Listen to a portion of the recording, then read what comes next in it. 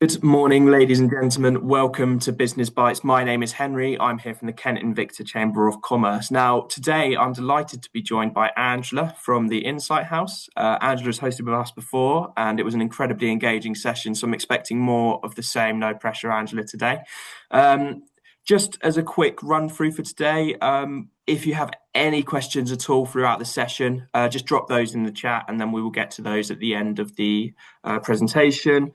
That is enough from me. Angela, over to you. Let's get going. Thank you very much. Thanks everyone for coming along to join today. The purpose of the webinar might be a little bit hidden by the name, but we're really here to help you, I guess, drive some value from your existing base, but do it in a way that we hope is practical. So I'm Angela, obviously. I'm joined today by my colleague Ed. And also by Sarah from our PR team. So welcome all. The details for the company at the end of this deck. So if you do want to get in contact for a bit of a chat at some stage, then help yourselves. So by way of introduction, the Insight House is a customer strategy consultancy with a purpose on driving value from your customer base. We're a small business. We're based in Kent, and I guess we are a blend of data scientists. They used to be called analysts, but you have to call them scientists now. Data scientists, CRMers, and senior marketeers. We are many years both client and agency side. For us, no two projects that we tackle are the same. We have a view that everything requires a bespoke approach. However, we have got tried and tested processes.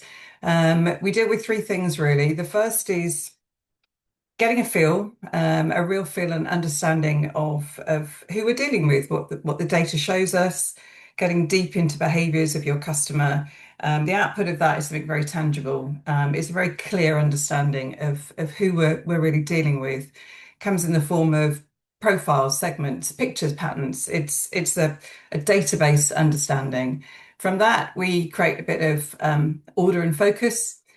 We look at where the value is within your database, where it could be, where the potential lies, what the value levers are. Basically, we're looking at understanding at a customer level where to prioritize. The last thing we do is then build pathways, connections, treatments, if you like. That's all about really driving a dialogue, a relevant and timely dialogue. It's about connection with your customer base. Our experience is broad across many sectors, both B2B, B2C. We deal with startups, with multinationals. Doesn't really matter the size or shape of your business. What really matters is that you have an appetite for customer-ness. And yeah, I did make that up. But all things that are customer-led, customer-centric. So that's who we are. Many of our clients have got what we would call a leaky bucket, not being too personal. Some of them have got larger leaks than others, but generally, most businesses are losing customers. Could be natural attrition, silent attrition. Just could be that your focus is elsewhere. So that means that an awful lot of money is put into the acquisition spend, focusing on acquiring more and more new customers. Could be market share driven. It could be that you're looking for new customers who don't cost as much as the ones that you've currently got. Whatever the reason, cost per acquisition is never low. In this example, we were working with a client who had quite an expensive process for their cost per acquisition. They were doing a lot of face to face, but they had a regular income from their new customers, a regular, not a huge spend, but a regular monthly income. So the face of it, it looked like the acquisition spend was doing its job. In reality, the cohort that was being recruited, over half of them were dropping out at a huge rate. And when you look at that through the maths, that means that, they were taking over 4 years really to get a payback. So although we do plow an awful lot of attention into acquisition, we really need to think about where best, I guess, to spend our money in terms of generating bottom line return. And that really is the point of today. I think for UK small businesses, getting that one more, that plus one um, purchase from your existing base is going to cost far, far less than the DPA's quoted 20 to £200 per acquisition for a small business in the UK. We know that the cost is far lower for expanding your current base. So in this session, we're going to go through a few quick wins, some ideas around how you can actually do just that and really sweat your current customer base to prove much more commercially viable in the long term and in the short term. So the answer for us, and it always, I suppose, comes back to it, the answer is in the maths, and the maths really say it's all about plus one. So we've got a couple of examples here for you just to take that a little bit further. And I'm going to ask Ed if you would just, oh, lots of numbers there, just give us a flavour of how the maths really does work on looking at a plus one on your current base rather than an acquisition cost. Let's try and make this less than just numbers.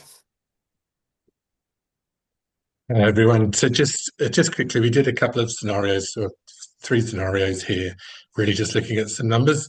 So the first scenario is looking at e-commerce, and we've said it's a relatively small e-commerce base, 500 customers, and cost per acquisition there of around £40, and that's kind of low as an industry standard. It obviously can be higher or lower depending on how you're acquiring new customers, if it's paid ads and SEO, or you're buying lists, or in the example Angela was just talking about when they were doing face-to-face, then that's obviously an expensive way of doing it. But here in this scenario, we're saying £40 per acquisition with an average order value of about £60 and a profit margin of 45%. Means that actually the value, the profit from an order comes in at around 27 about £27. So you can see there that the cost of acquisition of £40 is higher than you're going to get payback within one order. But we know, we deal quite a lot with e-commerce, that quite often you have a big chunk of customers who will only come in and make a single order. And then you've got customers who will come and make 2, 3, 5, 6, 20, 100 orders. So if we look at that sort of spread, that sort of a usual spread within e-commerce of how likely customers are to make multiple visits, we can look at the scenario of about investing a 2K investment in marketing. So again, we picked this as a sort of a standard scenario. At that cost per acquisition, that's going to give us 50 new customers. But likely return from that within a year is around about £430, because some big chunk of those customers are only going to make one order and a few of them are going to make multiples.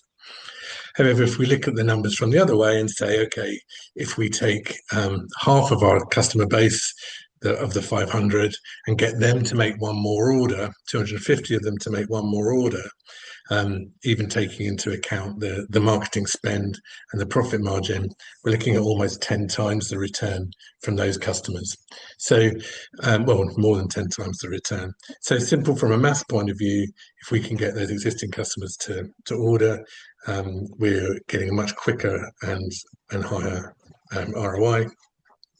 The other two scenarios I won't go through in quite as much detail, but we're just looking at a B2B where we might have a low customer base and a much higher cost per acquisition, likely to involve meetings and proposals and all sorts of things to get those customers across the line, but obviously a higher order value. But even in this scenario, if we take the 2K marketing spend, we get 5 new customers and a nice ROI from them. But if we were to take 30% of the existing customer base and get them to make one more order, then we're still looking at double the ROI for them, because we're just getting more customers on board. Last example is hospitality, bigger customer base, lower cost per acquisition. It might even just be a board outside that gets people to come in, and some acquisition work as well. So lower cost per acquisition, order values less, might be coming in for a coffee or a meal. Profit margins a little bit lower, likely to be in hospitality. But again, we take that 2K marketing, 100 new customers, which would turn about 840 ROI from those in the first year. And even if we were to just look at 25% of the existing customer base, get them to come in one more time, again, we're looking at almost 10 times the ROI on there. So from the math side of it, getting those existing customers to do one more activity, whether it's here, in the example, 50%, 30%, or even just 25% of them to do it once more, then that return on that investment is significantly greater than we can get from acquiring new customers. Thank you, Ed. So I think the maths works. It speaks for itself. The real question is, how do we get then this magic +1, this magic one more? It's certainly not through a generic email, a one message fits all. What we need to do is to really work the data more, to be led by the customer, to be smarter, and to be led by what the data is telling us, rather than maybe what the factory is asking us to sell. So here's our first thought, really. So, and it's one that we hear frequently, often from retail clients, but not exclusively. They often have a really large part of their customer base that have only shopped once, that they've come and they've made a single purchase. Could be a chocolate manufacturer, it could be a high street fashion chain. It happens. Sometimes you've even had to sign up or register or become a member, and yet you still only have made a single purchase. What we really want to find out then is, how do you get them to come back for at least one more? I mean, it'd be great if it was more than one, but if you imagine 2/3 of the base coming back for at least one more, that's quite a big hit on your bottom line, a nice chunk of revenue added. First off, the reality is it's not going to be from everyone. Some of those people will be one and done, and I think that we need to be realistic. Take those people, put them to one side. I always call it putting them out to pasture. It sounds more caring, but actually don't focus your attention on those guys. Put them to one side. Focus on the ones who have got the promise.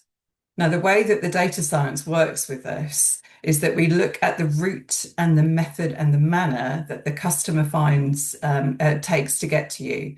So we look at all sorts of information. You might think that they've just turned up on your order book, but they will have actually found a way. They would have been influenced by marketing activity. They would have chosen a particular channel.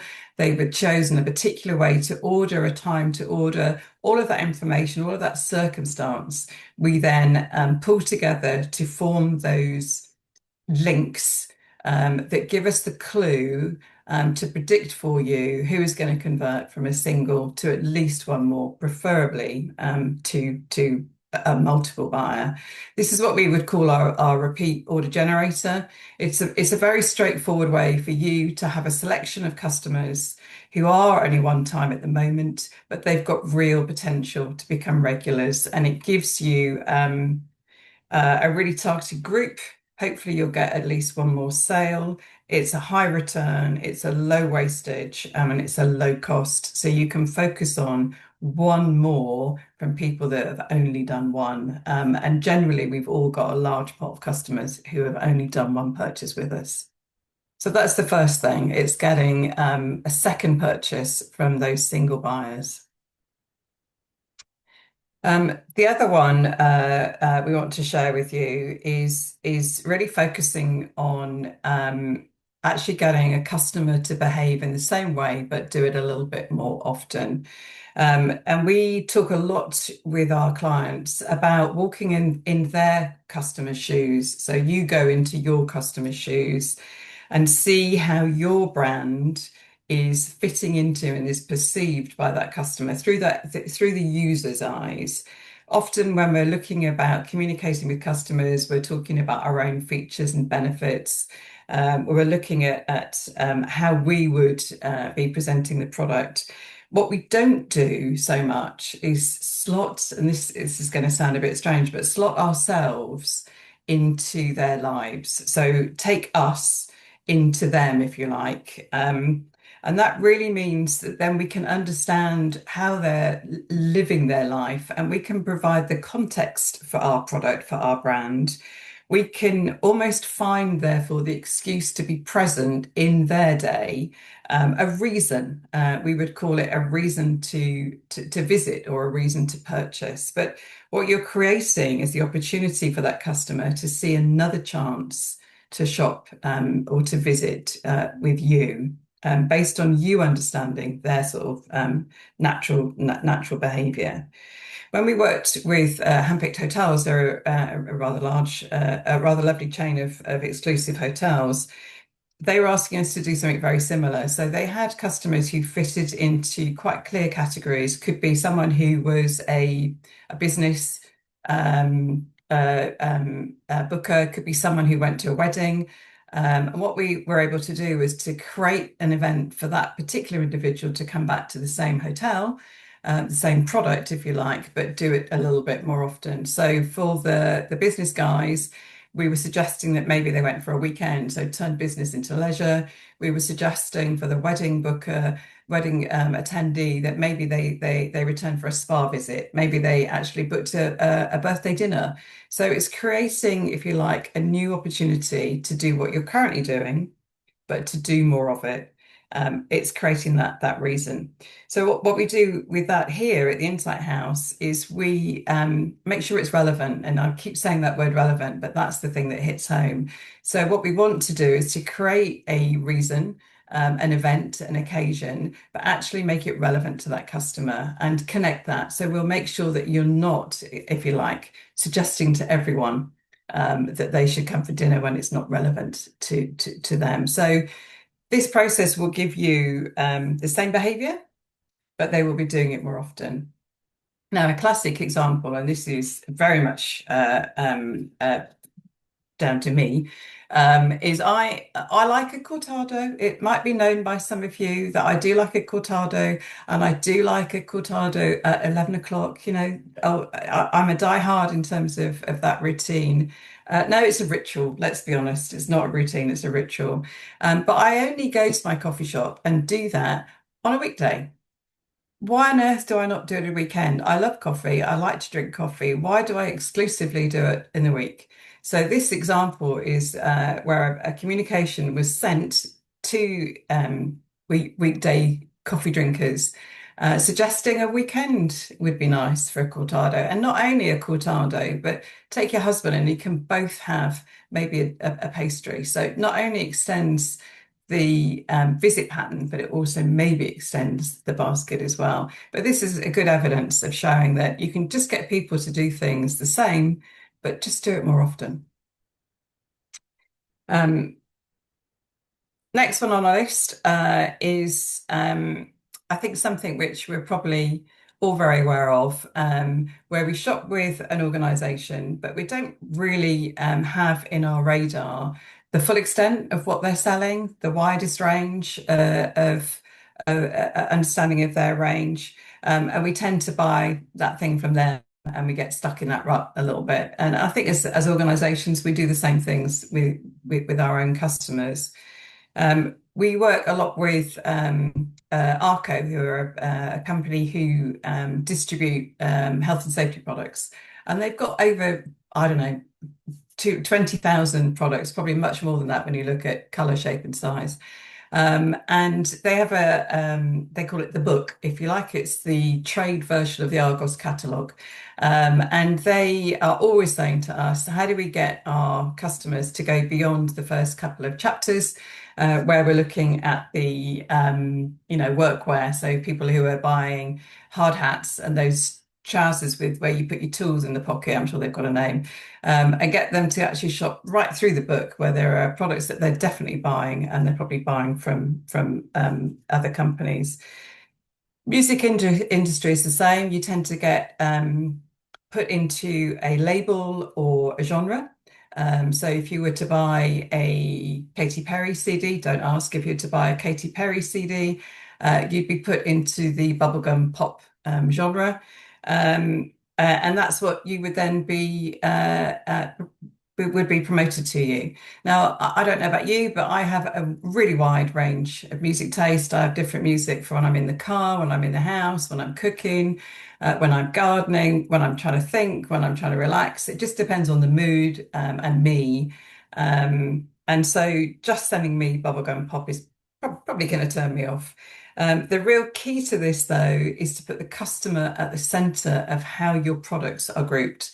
And we had the pleasure of working with AMI, now Universal, and also HMV to do just this for them. So we were able to say for Angela, these are all the products that people like Angela are likely to buy, and they don't necessarily include bubblegum pop. For me, it doesn't. Okay, I'm just putting it out there. Now, I always say to them that if you were to go into the HMV and you were to label everything that was relevant to me in purple, you would actually sell a lot more product if purple was the thing that associated me with products. And we did this with HMV, and actually their sales increased by 10 times when we actually applied this product hub to their process. The key to this again is don't try and flog everything to everyone. So if our dear friends Arco had sent 20,000 products to all of their customers, it would not have achieved the end result. What we've done is to produce a recommendation engine. It's a prompt system, takes all of your products, all of your customers' behaviors, and it presents to them the right thing at the right time in the right way. It gives you a much deeper relationship with your customer. They go broader and deeper into your range. And of course, that locks them in. So not only do you increase your value through this +1 activity, you also hopefully lock them in and you get a further hit from longevity. So this is about buying more of the same category, more of a new category, but just literally making the breadth of your relationship grow. I'm just a bit conscious of time, Henry, so I'll very quickly do the last one. This is not necessarily +1 product, it's +1 pound sign, and I'm just going to chuck it in there for a food for thought. We're often asked by our clients if there's a potential of helping them with margin issues. Sometimes we all have products where the margin is a little bit tight. And so what we're trying to do with this is to identify customers who are likely to switch to a similar product with a better margin. Word of caution, you have to make sure that there is a strong likelihood. What you don't want to do is to open the opportunity for them maybe to shift to a competitor. So again, we would do this in a very data-led way, but there is an opportunity to convert some of those customers in low margin products to a slightly higher one. And I've done that really quickly. My apologies, but I've just looked at the clock. So those are some ideas, really just to give you some food for thought. But I think that we'd urge you to look at the maths. We'd very much like to help you look at the maths because it is all about the power of the +1. +1 from one-offs, +1 of the usual. One more coffee, Angela, that's all it takes. One more from the current category you buy and one more from a new category. They're all small stretches, but can stretch over a large volume. With the right targeting, you can make a big difference to the return on your investment. And it would certainly be a positive compared to maybe some of those acquisition costs. So that's us. Hopefully on time. Sorry, Henry. I always have to rush the last bit, don't I? That's okay, Angela. No, perfectly timed. We've got a good 5 minutes here. If any of our guests did have any questions, now is your time to ask away. Please feel free to just unmute and ask. Or equally, feel free to put the questions in the chat and we can ask for you. Was there anything in particular? Now's your chance. Niaz? Well, first of all, Claus, very good presentation. Thank you. Thank you. No, I don't have any question. It's great to be here. So, and hello, everyone. Niaz, thank you very much. Not a problem at all. Lovely to have you joining us today for our webinar. If there aren't any specific questions or there are perhaps some questions that you'd like to take offline, you can see Angela's details on the screen now. But if not, we'll finish up a little bit early today. like I said, thanks everybody for joining us today. I've been Henry. Obviously, a massive thank you to Angela from the Insight House, and to Ed as well, and to Sarah for joining us today and delivering this presentation. Please do get in contact with Angela. She's got some really helpful tips, as you can all see from today's session. Other than that, have a fantastic rest of your day, and thank you ever so much. Bye. Thank you. Thanks, guys. Bye now.